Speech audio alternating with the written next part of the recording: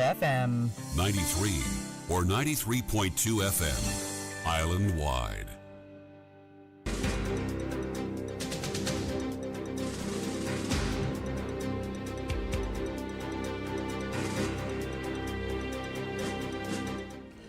Good evening, this is Chamod Fernando bringing you the news roundup.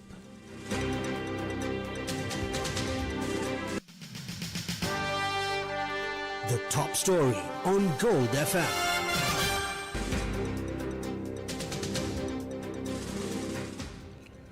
The Ministry of Digital Economy says the QR code system used to obtain fuel quotas through the National Fuel Pass system has now been fully restored and is functioning normally. Accordingly, the ministry has requested the public to identify the category they belong to and obtain fuel using the QR code system.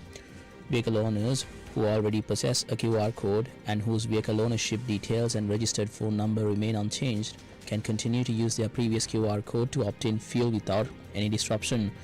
Authorities also clarified that individuals who previously registered but lost their QR code or had it removed from their phone do not need to re-register, provided their vehicle information and phone number remain unchanged.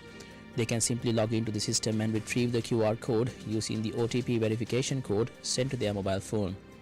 Meanwhile, individuals who have not previously registered in the system, but those who have recently purchased vehicles or those who no longer use the phone number initially registered will be required to register again in the system in order to obtain a QR code.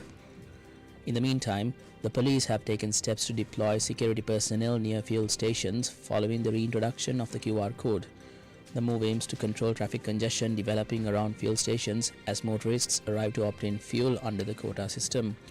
Commenting on the situation, DIG in charge of Traffic Control and Road Safety, WPJ Sena Dheeras, said the deployment has been implemented to ensure smooth traffic flow and maintain order around filling stations.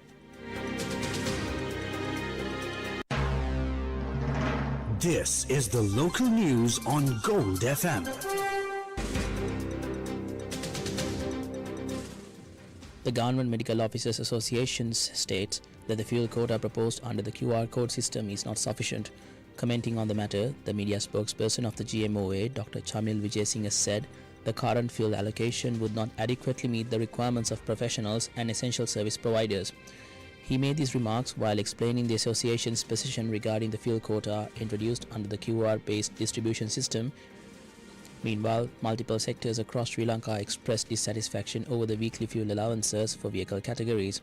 Representatives from the passenger transport, agriculture, fisheries and tourism industries claim the current limits fail to meet the operational demands.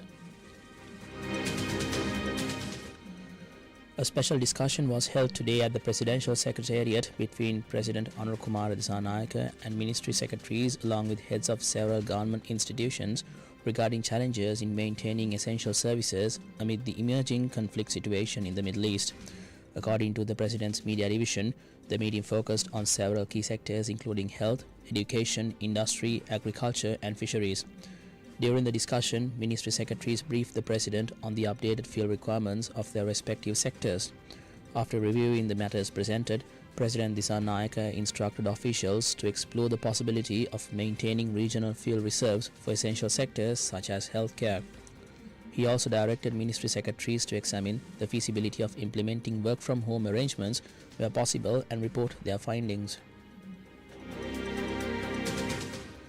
Opposition leader Sajith Premadasa says the public is currently facing numerous hardships and the reintroduction of the QR code system for fuel distribution has created additional economic challenges. He stated that the move has resulted in various economic difficulties for the public. Premadasa made these remarks while addressing a public event held in Kegalle. Now for some news in brief.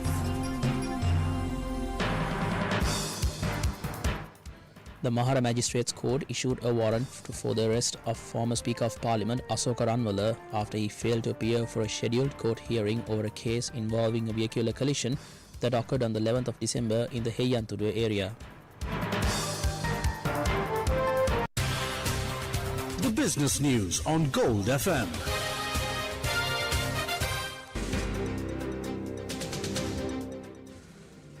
Foreign media reported that oil prices could extend gains at tomorrow's open as the US-Israeli war against Iran entered a third week, putting oil infrastructure at risk and keeping the Strait of Hormuz shut in the world's largest supply disruption.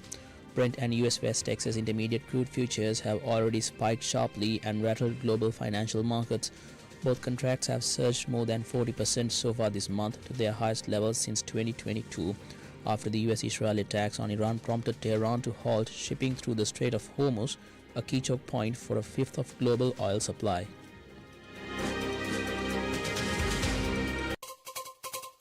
International news on Gold FM. The Islamic Revolutionary Guard Corps issued a vow today to pursue and kill Israeli Prime Minister Benjamin Netanyahu as military exchanges continue.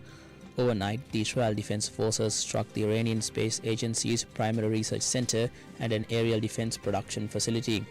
Iranian authorities reported dozens of arrests across the country, accusing individuals of sharing sensitive military locations with Israeli and American intelligence. Meanwhile, Israeli Foreign Minister Gideon Saar dismissed claims of interceptor shortages and denied reports of imminent peace talks with Lebanon. A missile barrage recently targeted central Israel, causing property damage in Holland but resulting in no major injuries. Regional escalation persisted as Saudi Arabia and Kuwait reported intercepting dozens of Iranian drones over their respective territories. US President Donald Trump stated he remains unready for a deal with Tehran, citing insufficient terms despite the destruction of Karg Island. Entertainment news on Gold FM. Larry David shared details regarding his upcoming HBO comedy project during a presentation at the SXSW Festival on Friday. The sketch series, titled Life, Larry and the Pursuit of Unhappiness, An Almost History of America, debuts on the 26th of June. This production satirizes the United States in observance of the nation's 250th anniversary.